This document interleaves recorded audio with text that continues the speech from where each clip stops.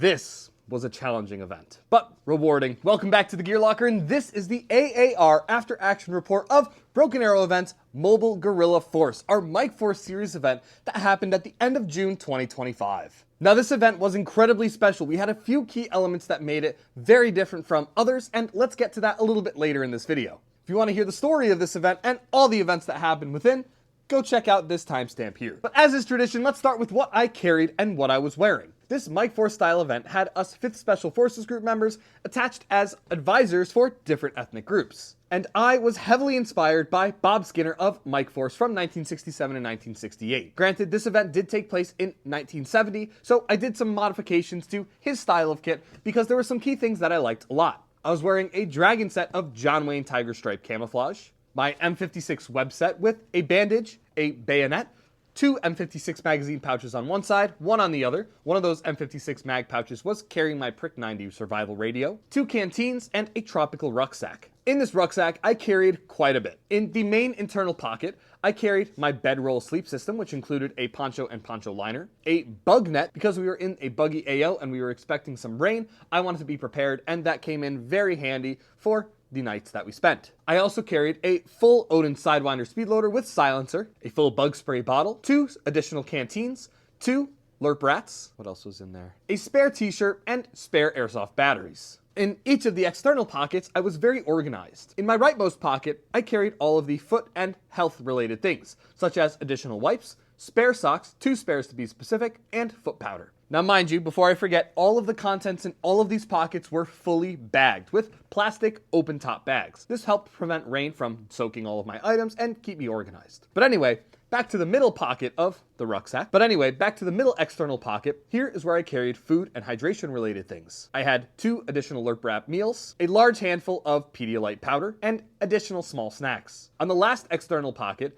I carried survival type items. Here's where I carried a ton of paracord, an extra set of eye protection, a bug net for my head, and some small tools. I also stuffed a trash bag in there and all my external trash at the end of the event. Attached on the outside of my rucksack, I only had 3 things. One, I had a dummy smoke grenade. Another, I had an angle head flashlight that was easy access but tied down. And I had my poncho draped over the top flap. I carried an M16A1 replica, fully custom built internally and GMP and real externals. And that thing ran beautifully. I only needed 7 mags, and truthfully, at the end of the event, I only shot through maybe 1.5, 2 at most. And that's where we get into what this event really is. Mike Force events are different. When we go to the big August events, you're expecting a full 9 days of immersion, but the combat days typically last from Thursday night, Friday morning to Sunday. And you're going to definitely get into some firefights there. But with all of the Broken Arrow events, you should not necessarily expect to get into firefights, because that's part of the immersion. As you're patrolling, you can get attacked or ambushed at any time, and lo and behold, that happened multiple times this weekend. You are going to spend quite a long time without any contact before you get into something that you're never expecting.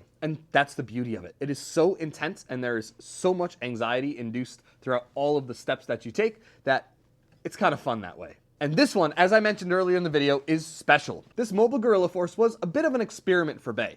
Typically, we stick to our own impressions. We have the 173rd Airborne that we do, and we have a Mike Force that we do for the other events. We did branch out a little bit with some SIGI forces last time, but this time we were approached by an ARVN group of reenactors. I kind of stuck my neck out for them. The whole Bay staff group was a little bit hesitant because these are reenactors that we had never met before. None of them have ever come to our events, and many of them were new to events in general. But after talking with them, seeing their impressions, I really tried to push for them to be able to come to an event. And what we did was we settled on experimenting with this and allowing them as their own group with myself and Alex Stramp as advisors, and the additional forces were the SIGI forces. And this was a lot of their first event, so it kind of was interesting. Let's hit up the timeline though. The event technically started at the end of the day on Friday. Step off was maybe around 6 or 7 p.m., but people were arriving as soon as noon. Those who arrived very early spent some time in the town together. We went to the venue and checked in, but then we went to town, shopped at a surplus store, and got some lunch. From there, we returned and all the other attendees started arriving. This was in a small tucked-in parcel of land in Gettysburg, Pennsylvania that we have used for previous events, but this time, being it was our first time using it as a Mike Force event, we were in the bush the whole time. The young ARVN men started arriving around the 3 to 6 o'clock time point.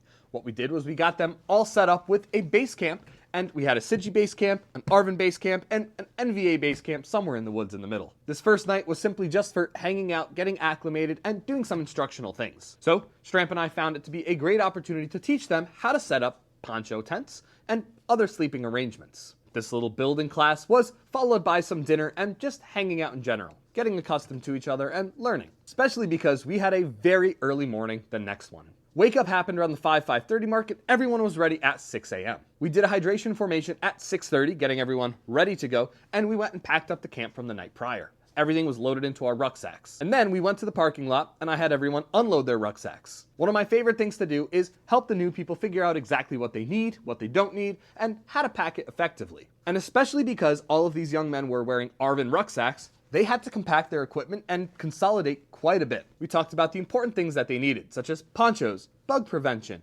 extra socks, extra ammo, extra water, extra food, all the things that are going to keep them on the field for the remaining 25 hours. And then around 7:30, 8 o'clock, Stramp took them on a marching class, where they learned how to do single file, ranger file or staggered column, bounding movements, crossing danger zones, and reacting to contact, whether it's left, right, front, rear, that kind of thing. And he did a stellar job with them. They were able to apply a lot of these concepts in the field, hand signals and everything, and it was beautiful to see throughout the entirety of the weekend. They really took that to heart and learned from it, which was cool. Afterwards, we returned to the road and they did some short little acronym lessons and just making sure everyone was ready prior to step off, which happened around 10 a.m. This first mission was kind of complicated. There were plenty of reports of enemy activity, so an area within the AO was heavily bombed. Sigi Force had to move in and patrol that area, ensure that all the NVA had vacated. And as they approached that area, the ARVN also had to approach that area, however from a different place. We had to travel through a little bit of a more treacherous trek, through the jungle, through the weeds, and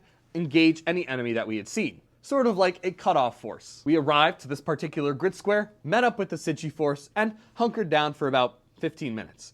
That was around an hour and a half of straight rucking through very challenging terrain. From there, we dropped and concealed our rucks. That was going to be our staging for the next operation.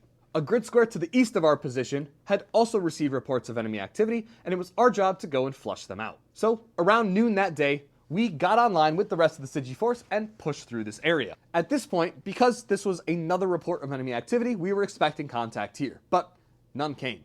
After the event, we learned that we walked right by them while they were eating lunch. We had no idea that they were 15-20 feet in between us. We surrounded them, but somehow did not see them. They concealed themselves very well. But it played to their favor to not attack us, because as we swept through the area, it was presumed clear. The Sigi and ARVN force returned to a road and decided to sweep another part of the AO. Here, we were going to split up just a tiny bit. This was all with no rucks, but due to the challenging terrain, this beat us down pretty quickly. As we were patrolling through the thick brush, we had lost contact with the Sigi force. To get us out of that thick and dense jungle and out of an area with potential enemy activity, I decided to pull us to a roadway, one that we had scouted prior. And as we had gotten there, I was able to make contact with the leader of the Sigi force on our Prick 90 radios.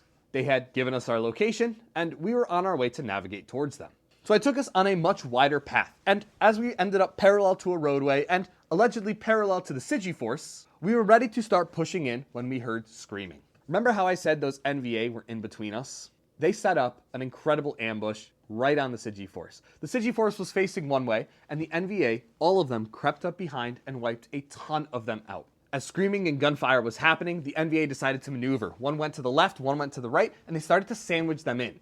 However, at that point, the Sigi force was able to medic their guys and get a lot more of a fighting stance and engage the NVA back. At which point, there were all but one or two left alive. So as my men were ready to engage and sandwich them in, we had to pause because it went silent. And we weren't sure how many were left, how many were alive, who was alive, until one NVA came sprinting out of the jungle right towards us. One of my ARVN guys turned to me and said, "Sergeant, can I shoot him?" I said, "Yeah." So we all engaged with him and wiped him out pretty quickly. I pushed my men beyond his position, set up a 360 perimeter. I took that ARVN Ranger with me, and we ended up dead searching this man. That was kind of just a fun staff thing I did because I did know the NVA soldier that we killed was on staff. Typically, Bay does not allow searching, but I figured it would be a fun little immersive thing. I did ask for the consent of the person that was getting searched, of course, and he's a good friend of mine. He's an NVA cadre, so we had permission to just check his pockets a bit. From there, we were able to regroup with the Sigi force, and this was a breath of fresh air. We had figured out what happened, where we all maneuvered, and we're glad that we were able to meet in one spot. So at this point, we decided let's patrol back to our rucks. As we did, we swept roadways and we made our way to our rucksack spot. Here we did another very long ruck march on the trail in the blazing heat around 1 or 2 p.m. for a good hour, traveling down by streams, on riverbeds, and through open fields in the blazing sun.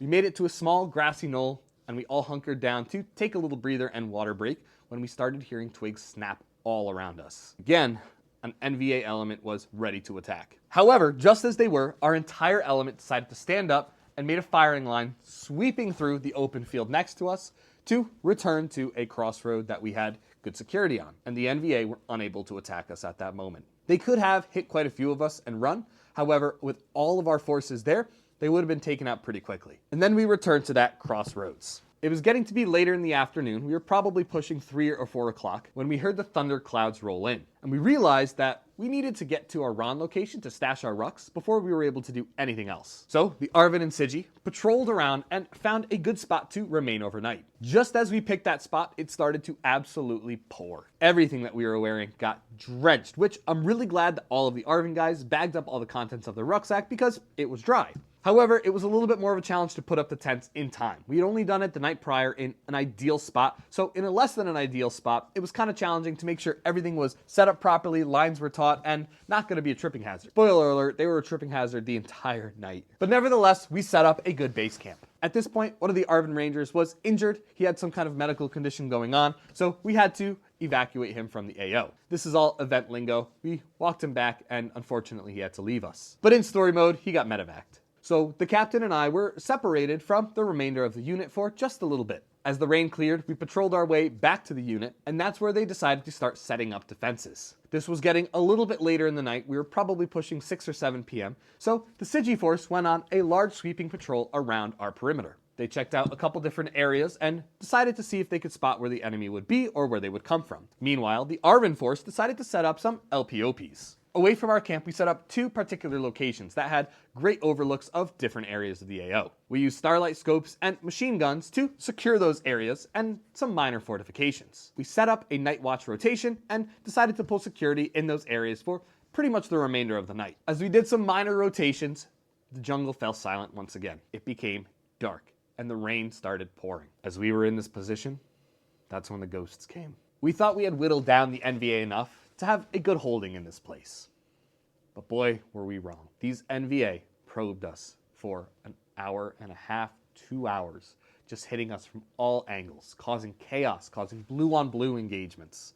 We lost some men because of it. They snuck in behind my LPOP. Even with a starlight scope and a radio to communicate any kind of movement, they attacked multiple of the outlook positions behind us. I saw them cross a road, we took some shots at them, but they evaded us. And instead of approaching from the other angle, I learned afterwards that they took a much wider sweep back to the rear of our camp. The rear of our camp was relatively hidden. We didn't think they'd be able to find it. And it was a bad choice to leave that as exposed as it was, because one of the NVA crept up, rifle in hand, knife in his teeth, and killed our officers, Sigi forces, and some others that were back at camp. Hell broke loose. There was sporadic fire everywhere. The skies and thunder boomed, and every slap of the heavy rain sounded like another twig breaking near us. We didn't know where they were, how they were getting in behind us, and where they were attacking from. At one point, they got sandwiched between a couple of our units. One of the ARVN guys behind me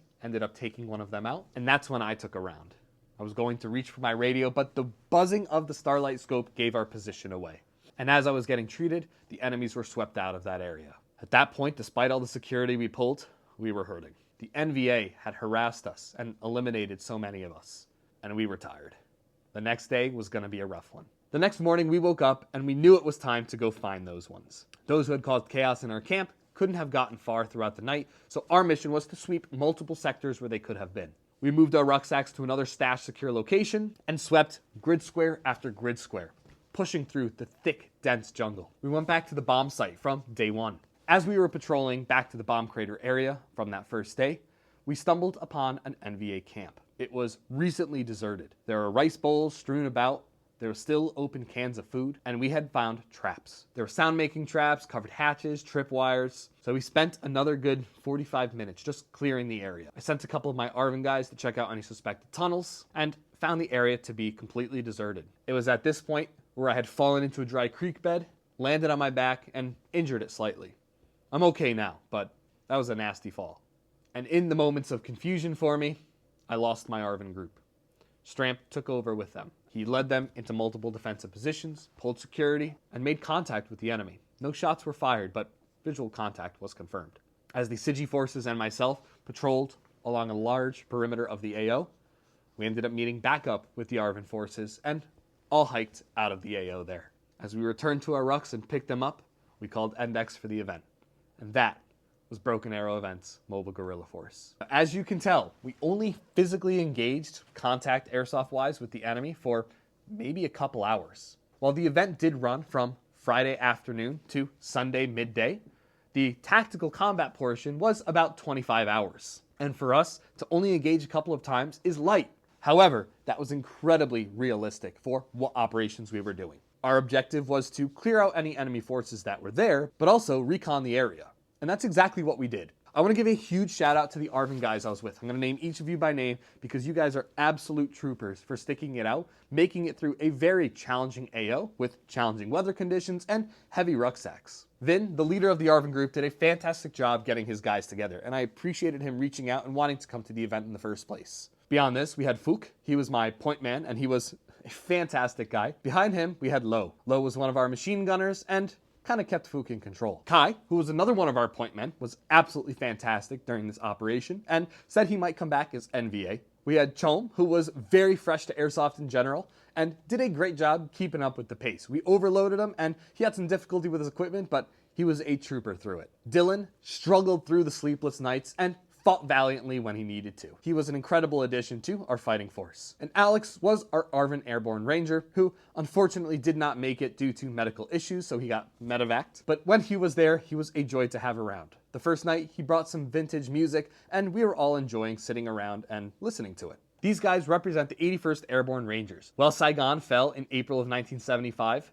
the 81st Airborne Rangers, being out in the bush for so long, were fighting until the middle of May. And they were fierce fighters. And I will say, for these guys' first event, all of these young reenactors, they did incredibly well here. And I cannot wait to see them at future events. If you guys want to hear more about events like this, let me know in the comments below. I enjoy making these AARs. I did skip last year, so I'm really excited to get back into it. Thank you so much for checking out this video. Let me know what Bay events you plan on going to. And this is the Gear Locker. We'll see you all in the next one. And at Operation Green Lightning.